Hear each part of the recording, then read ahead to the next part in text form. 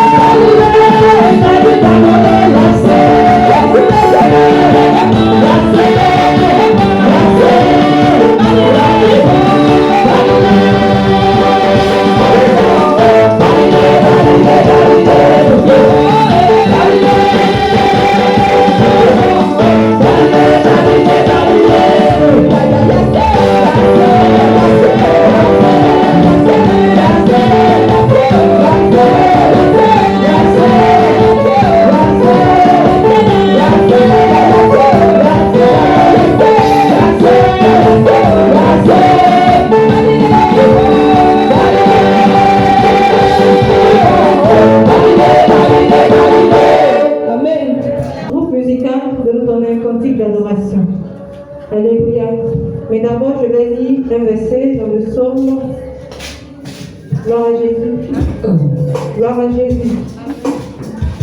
Gloire à Jésus. Jésus est Seigneur. Alléluia. Il est Seigneur d'éternité.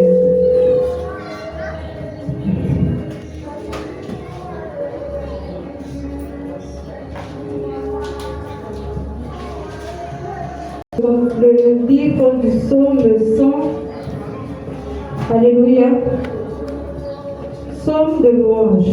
Poursuivez l'Éternel des cris de joie, vous tous habitants de la terre.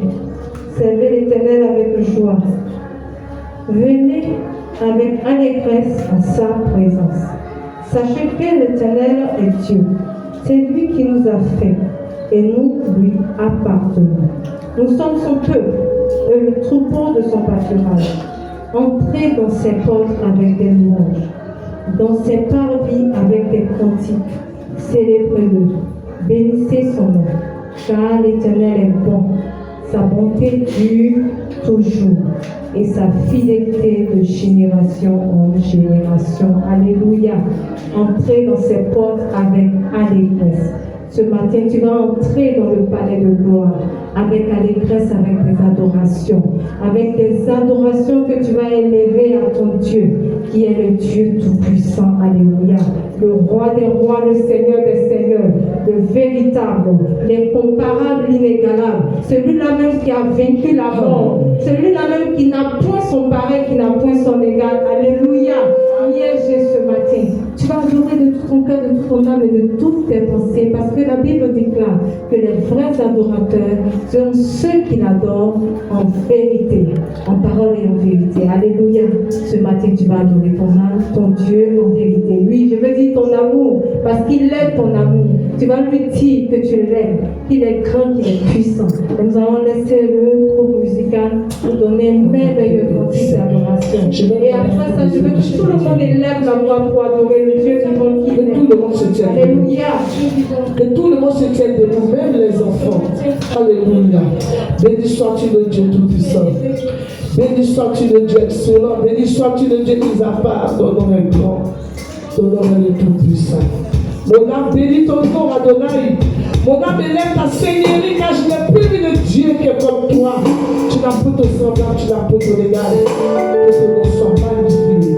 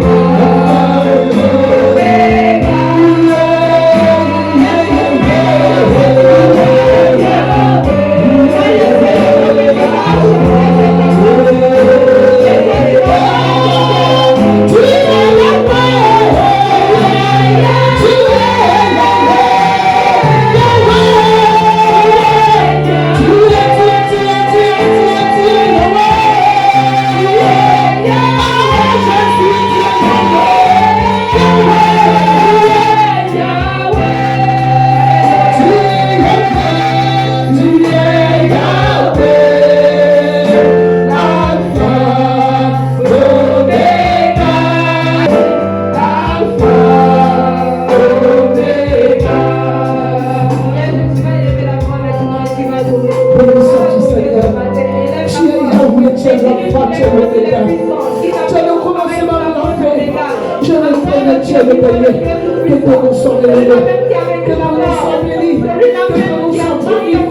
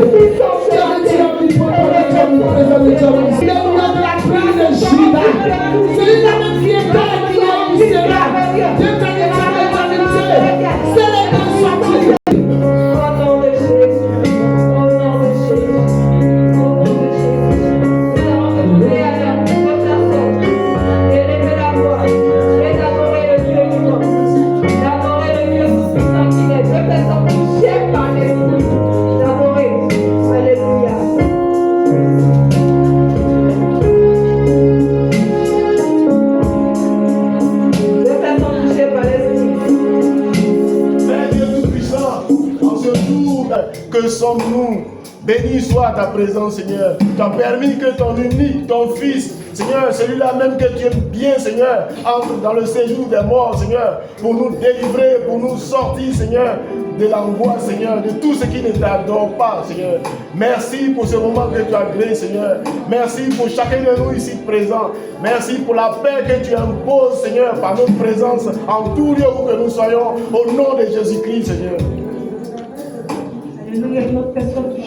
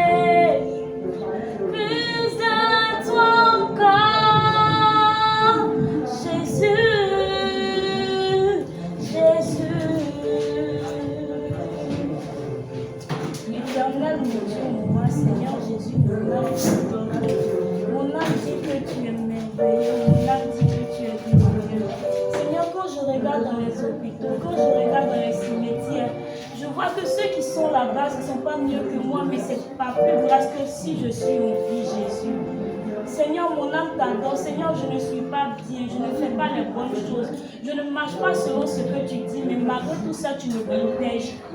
Malgré tout ça, tu me gardes en vie. Seigneur, mon âme t'adore, mon âme dit que tu es merveilleux. Mon âme soupire après tes comptes percés, mon âme dit que tu es grand, Seigneur. Seigneur, si je n'ouvre pas ma bouche pour te dire merci, si je n'ouvre pas ma bouche pour élever ton nom, Seigneur, je suis ingrate. Seigneur, mon âme bénit ton nom.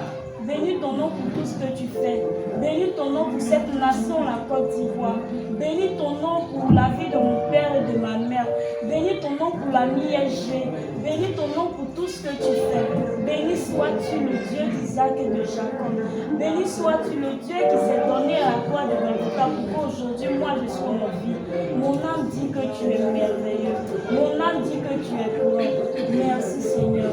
Reçois cette adoration divine pour toi de mon cœur. On va terminer avec ce cantique qui dit.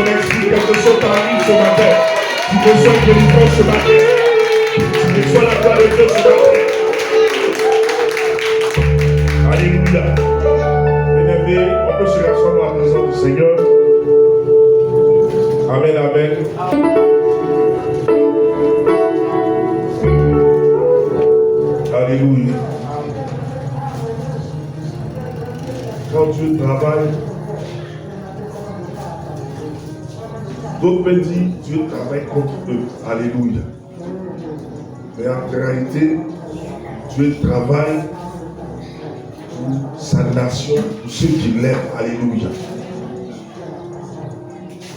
Dieu agit. Et Dieu est bon pour toi. Il faut dire Amen. Dieu est bon pour ta vie. Il faut dire Amen. Mais ce matin, nous allons entendre la parole du Seigneur.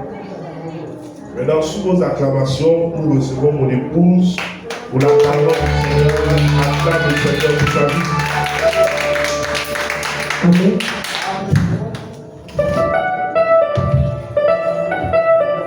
Que Dieu vous bénisse. Amen. Alléluia. Amen. Janice. Amen. On va se tenir debout, on va chanter ce cœur avant de passer à la parole. Alléluia.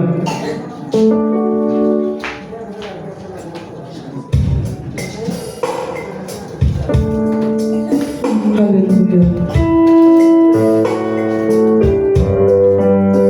Tu vas chanter.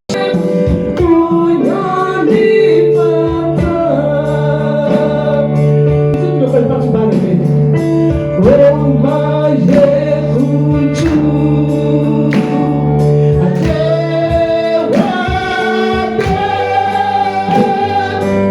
Oh, my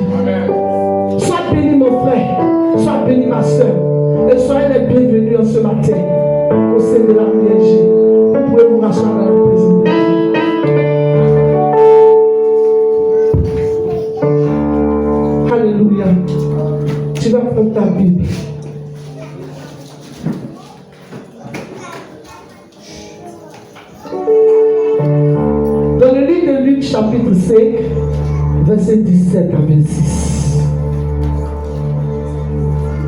Luc, le chapitre 5, verset 17 à 26. Le respect de Dieu et sa parole, tenez-vous debout pour la première lecture. Je lis la parole de Dieu dans le livre de Luc, chapitre 5, versets 17 à 26.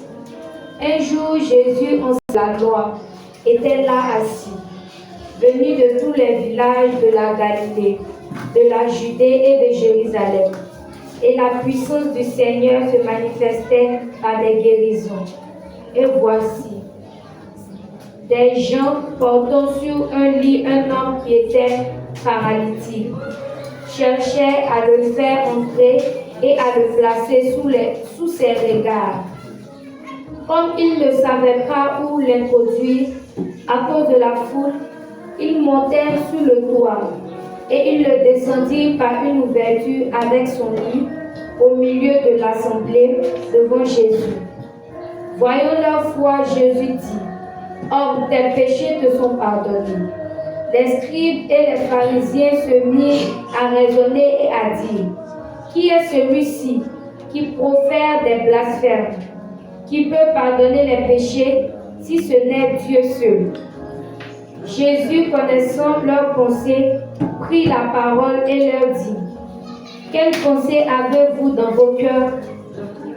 Lequel est le plus aisé de dire: tes péchés te sont pardonnés, ou de dire: lève-toi et marche? Or, afin que vous sachiez que le Fils de l'homme a sur la terre le pouvoir de pardonner les péchés, je te l'ordonne, dit-il au paralytique: lève-toi, prends ton lit et va dans ta maison. Et à l'instant, il se leva, en leur présence, prit le lit sur lequel il était couché et s'en alla dans sa maison, glorifiant Dieu. Tous étaient dans l'étonnement et glorifiaient Dieu. Remplis de crainte, ils disaient: nous avons vu aujourd'hui des choses étranges. Amen. Amen. Amen. Sois béni, Manuela. Amen. Quand tu dis là, pas appuyer sur les ponctuations. Surtout quand il y a des points d'interrogation. Parce que ça parle. Tu comprends?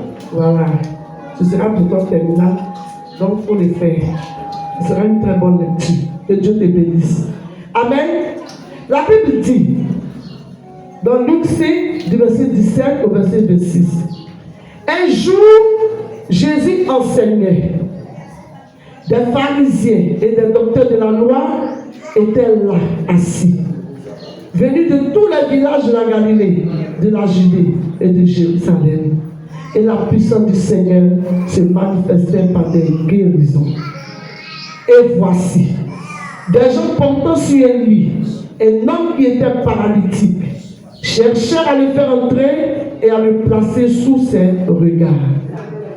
Comme ils ne savaient pas où l'introduire, à cause de la foule, ils montèrent sur le toit et ils le descendirent par une ouverture, avec son lit au milieu de l'assemblée devant Jésus.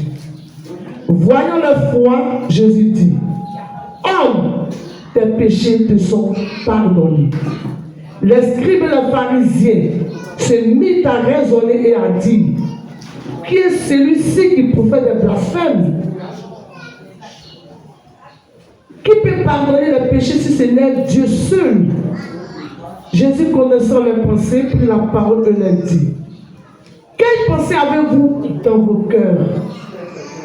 Lequel est le plus aisé de dire tes péchés te sont pardonnés, ou de dire lève-toi et marche? Or, afin que vous sachiez que le Fils de l'homme a sur la terre le pouvoir de pardonner les péchés, je te l'ordonne, dit-il au paralytique, lève-toi, prends ton lit et va dans ta maison. Et à l'instant, il se leva. En leur présence, prit le lit sur lequel il était couché et s'en alla dans sa maison, glorifiant Dieu. Tous étaient dans l'étonnement et glorifiaient Dieu. Remplis de crainte, ils disaient, nous avons vu aujourd'hui des choses étranges. Est-ce que tu peux acclamer le Seigneur pour cette parole? Amen. Que Dieu nous bénisse. J'ai intitulé comme thème ce matin la détermination. Amen. La détermination dans le Seigneur. Alléluia. D'abord, c'est la détermination. Voilà. De manière globale, la détermination. Et comme sous-thème, la détermination dans le Seigneur. Amen. Le mot détermination, qu'est-ce que ça veut dire? Il peut me résumer, il peut me donner la signification du mot détermination. Je suis déterminé. Cette année, je suis déterminé. Ruth, c'est vous qui passez par vous. Donc, ça vous poser une question. Ruth, détermination. Si on te posait ça à l'examen, cette question, qu'est-ce qu'une détermination? Qu'est-ce que tu vas dire?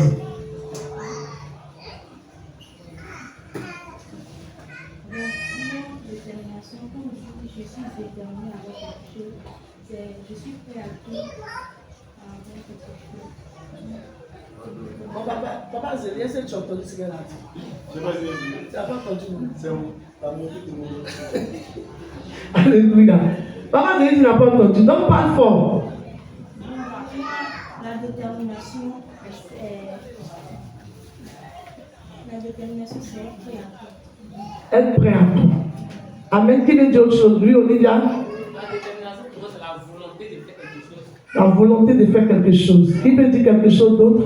Moi, Oui? c'est quelqu'un qui décide d'aller jusqu'au bout. D'aller jusqu'au bout. Oui? Moi, quand on dit détermination, Mhm. dans le mot détermination, Mhm. il y a le verbe terminer qui est dedans. Mhm.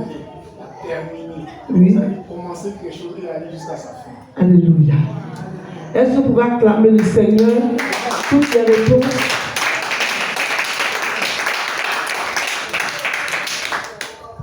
Amen. Amen. La détermination, c'est prendre une résolution, aller jusqu'au bout, comme vous l'avez dit, atteindre son objectif. Alléluia. Je suis déterminé. Amen. Cette année-là, je suis déterminé. Alléluia. Je suis déterminé à avoir mon bac. Donc tu mets tous les moyens à ta disposition. Comment tu vas étudier? Comment tu vas veiller? Comment tu vas faire quoi? C'est que si toi, tu es déterminé. Alléluia. Donc déterminer, le mot détermination, c'est aller jusqu'au bout sans baisser les bras. Quels que soient les obstacles, quel que soit le danger, quelles que soient les difficultés que tu vas affronter, tu décides d'aller jusqu'au bout. Alléluia. Alléluia. Alléluia. Ici la Bible dit, un jour, Jésus enseignait. Amen. Jésus enseignait un jour. C'est pour dire qu'il n'a pas l'habitude d'enseigner. Mais un jour, ce jour-là, il était en train d'enseigner. Et là, des pharisiens et des docteurs de la loi. Les pharisiens même à c'est qui? Un pharisien. Toujours le temps de la Bible, pharisien. Mais pharisien à c'est qui? Qui peut me donner la détermination de pharisien? Emmanuel, tu as beaucoup entendu pharisien dans la Bible, non? Emmanuel, tu ne réponds pas. Je vais te poser la question. Tu as beaucoup entendu pharisien dans la Bible, non? C'est quand tu lis ici. Maintenant, pharisien, ça veut dire quoi? C'est qui même? En fait, c'est ça les gens qui persécutaient Jésus. Qui persécutent Jésus d'une manière. Oui. La réponse n'est pas crédible. Alléluia. Quand on parle de pharisiens, c'est un membre d'une secte juive qui s'attache beaucoup à la tradition. Amen. C'est-à-dire eux, ils aiment la tradition plutôt que le commandement de Dieu. Alléluia. Les pharisiens, eux là, c'est leur rôle. Ils sont beaucoup attachés à la tradition. C'est comme les religieux. Ils ne sont pas chrétiens. Ils se disent qu'ils sont chrétiens, qu'ils connaissent la Bible, ils connaissent la loi. Or, c'est faux. Ils sont attachés à la tradition. Mais ils ne pratiquent pas le commandement de Dieu. Alléluia. C'est eux qu'on appelle les pharisiens. Et dans la Bible, Jésus décrit les pharisiens comme les hypocrites. Amen. Amen. Dans la Bible, Jésus décrit les pharisiens comme des personnes hypocrites. Des personnes qui font semblant d'aimer Dieu, et en réalité, ils n'aiment pas Dieu. Des personnes qui font semblant de pratiquer la parole de Dieu, ou en réalité, ils ne pratiquent pas la parole de Dieu. Et c'est Dieu qui connaissent tous les docteurs de la loi. Ils savent tout. Tout ce qui est dans la Bible là. Quand tu as dit, tel personne a dit, il va te contrecarrer pour dire l'autre personne a dit ça. Amen. C'est comme nos frères qu'on voit dans les rues là. Et ils savent tout. Quand tu allais poser une question, ils vont te décortiquer quand tu as dit que moi-même là, je suis converti. Alléluia. C'est à peu près comme ça. C'est comme les pharisiens. Amen. Et la Bible dit ici que Jésus un jour enseignait. Et les pharisiens et les docteurs de la loi étaient assis là, venus de tous les villages de la Galilée, de la Judée et de Jérusalem. Et la puissance du Seigneur se manifestait par des guérisons. L'Esprit de Dieu aime la foule. L'Esprit de Dieu, il aime la foule. Quand il y a beaucoup d'hommes, il aime ça. C'est là qu'il se manifeste puissamment. S'il vous plaît, on a dit ici que la parole passe, personne ne sort. Amen. L'Esprit de Dieu aime la foule. Quand il y a l'Esprit de Dieu, il y a la puissance. Quand il y a l'Esprit de Dieu, il y a la guérison. Quand la foule est présente, il y a la guérison. Il y a la puissance qui se manifeste. Et ce jour-là, c'est ce qui est en train de se manifester dans la synagogue. Lorsque Jésus enseignait, des guérisons par-ci, des guérisons par-là, des gens tombaient, des gens se relevaient. Et de nos jours aussi, cela se fait. La puissance de Dieu là existe. La puissance de Dieu existe de nos jours. Et de la même manière que Jésus guérissait les malades, il a mis son esprit en ses serviteurs, ses servantes, qui aujourd'hui sont habilités à guérir les malades. Alléluia. Alléluia. La puissance du Seigneur se manifestait par des guérisons, par des miracles, par des prodiges. Des personnes qui avaient des fibromes tombaient. Des personnes qui étaient aveugles voyaient. Les paralytiques marchaient. Les boiteux sautaient. Les sourds entendaient. Les aveugles voyaient. Ce jour-là, c'était miracle sur miracle. Et les pharisiens et les docteurs de la loi, ils étaient là ce jour. On dit tous les villages de la Galilée, de la Judée et de Jérusalem. C'était pas un seul village. Plusieurs villages. C'est comme si on organise un programme sur un terrain. Amen. Et puis des gens quittent partout avec des cars. Ils viennent au Libéria, en Guinée, en Mauritanie, en Burkina, au Mali. Les gens quittent de partout. Ils viennent et ce jour-là, l'Esprit de Dieu se manifestait par des guérisons. Amen.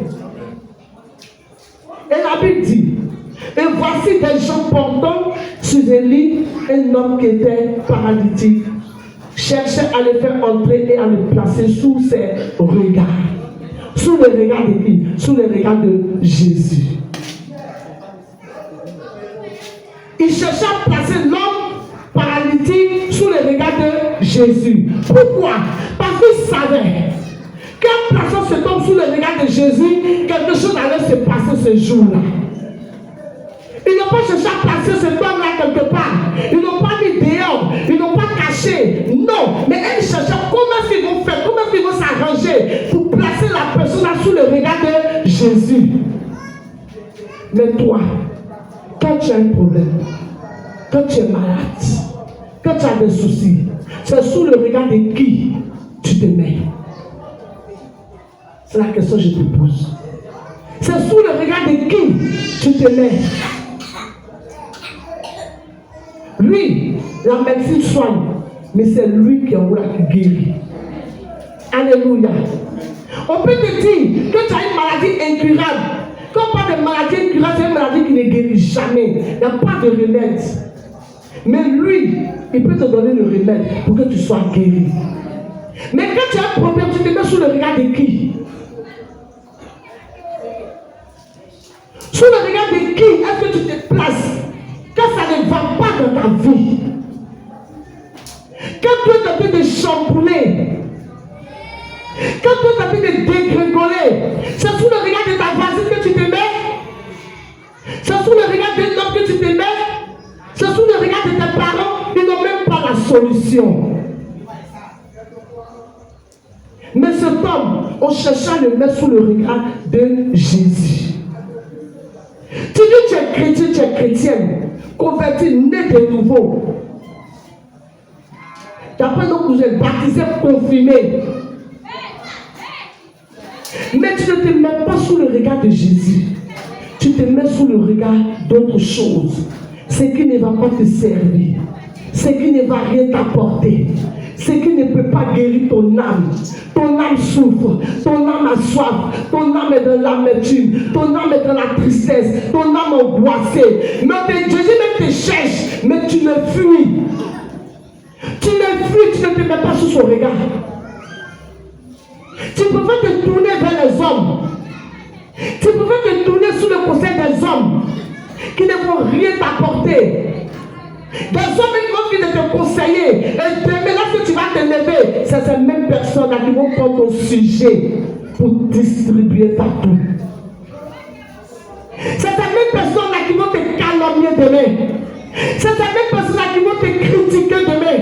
Ton sujet va être le sujet de tout le quartier. Lorsque tu passes, on murmure sur ton dos. Lorsque tu passes, on dit la voici. On te montre du doigt. On dit le voici. On te montre du doigt. Mais si tu te casses sous le regard de ton Dieu, tu te casses sous le regard de Jésus, tu fléchis genoux bien aimé, ton problème ne sera jamais distribué. Alléluia. Alléluia. La Bible dit, au verset 19, comme ils ne savaient pas où l'introduire à cause de la foule, ils montèrent sur le toit. Regardez la détermination de ces personnes. On dit comme ils ne savaient pas où l'introduire. Il y avait tellement de monde. Les gens sont venus de partout, de tous les pays. Il n'y avait même pas de temps pour faufiler. Mais ces personnes ont réfléchi. Comment allons-nous faire pour mettre notre frère, pour mettre notre soeur, pour mettre notre enfant, pour mettre notre papa, pour mettre notre maman sous le regard de Jésus? Comment allons-nous faire? Quelle solution est-ce que nous allons avoir pour cela? Ils étaient déterminés, ils étaient déchaînés. Quel que soit l'obstacle qui va se tenir devant eux, ils avaient déjà préparé leur mental. Alléluia. Comme ils ne savaient pas où l'introduire, à cause de la foule, ils montaient sur le toit. Imagine, regardez, ils montaient sur le toit. Ils pouvaient se blesser. Ils pouvaient tomber. Peut-être celui-là qui était sur la pancarte, la paralytique là, il pouvait glisser, mais il aurait pu tomber. Alléluia. Peut-être qu'il s'est paralysé tout le corps. Mais ils n'ont pas regardé à cela. Ils montaient sur le toit et ils le descendaient par une ouverture avec son lit au milieu de l'assemblée devant Jésus. Ils ont tout fait pour trouver une ouverture sur le toit. Ils ont ciblé, ils ont réfléchi, ils ont analysé. Il y a un plan parmi qui a dit, regardez, toi tu n'as vu le repas qu'il y a un gros truc là. Il peut passer, l'autre il peut passer, l'autre il peut passer. Essayons. Ils ont essayé et ils ont réussi. Est-ce que tu forces? C'est pas Jésus qui va forcer dans toi, hein? C'est toi qui vas forcer dans lui. Parce que c'est toi qui as un problème. C'est toi qui es chargé, c'est toi qui es fatigué. Il a dit, venez à moi, vous tous qui êtes fatigués, chargés. Moi, je vous donnerai du repos. Mais si tu ne viens pas à lui, quelle réponse il va te donner? Comment il peut te donner du repos si toi tu ne t'approches pas de lui? Il est là, il te regarde. Pas parce qu'il ne te voit pas, mais quel pas tu poses? Quelle est ta détermination à pouvoir l'affronter, à pouvoir le rencontrer, pour qu'il puisse faire quelque chose pour toi?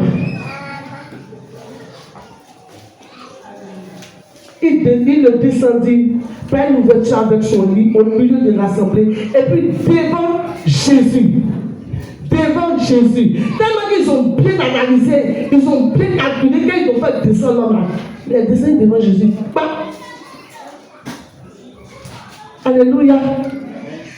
Il est descendu devant Jésus. Jésus les a regardés parce que nos soeurs, ils ont la foi. Ils ont la foi. Est-ce que tu peux avoir la foi comme ça? La Bible dit celui qui a la foi comme un grain de sénévé, il va ordonner à cette montagne, déplace-toi et jette-toi dans la mer, et la montagne va s'exécuter. Combien de personnes ont la foi ici parmi nous? Combien de personnes vivent la foi parmi nous? Puis les enfants ont plus de foi que les grandes personnes. Regardez l'enfant, son papa a l'argent, il n'a pas l'argent, il s'en fout. Matin, on s'est levé. Papa, va taper la porte de mes soeurs. Papa, mon déjeuner. Ah, peut-être que mes soeurs dorment même, il n'a pas travaillé, ça fait peut-être un mois, il a assis à la maison. Mais est-ce qu'Élise va regarder ça? Est-ce que David va regarder ça? Papa, mon déjeuner. Tu as l'argent, tu n'as pas l'argent, ils sont sur toi. Après, moi, c'est un process ici. Amen. D'abord, nous ne pouvons pas se jeter pour pleurer. Tu vas chercher l'argent, tu vas donner. Alléluia. Tu vas chercher l'argent, tu vas donner. Mais est-ce que nous, les grandes personnes, dans cette foi-là, est-ce qu'on peut expérimenter cette foi-là? Les enfants ont plus la foi que les grandes personnes. La Bible dit celui qui a la foi comme un enfant. Est-ce que tu peux avoir la foi comme un enfant? Lui, il sait que janvier qui arrive. Bientôt sera janvier, non? Son jouet là, tu vas payer. Pour elle, c'est qu'il va s'habiller. Parce que s'il veut avoir l'argent, pour avoir l'argent, lui, c'est pas ton problème. C'est même pas son niveau même. Comment toi, tu vas t'arranger là? Tu vas t'arranger. C'est cette foi-là que Jésus a vue en ces personnes. La détermination et la foi. Amen. Mais nous, chrétiennes, on n'a même pas un minimum de foi. Prie, non, tu pleurniches. Prie, non, tu pleurniches. Tu viens même à envie de faire ta délivrance. Tu ne crois même pas à ta délivrance. Tu ne crois pas que tu es délivré. Alléluia. Tu n'as même pas la foi. Et tu viens faire des miracles. Et tu viens faire des miracles.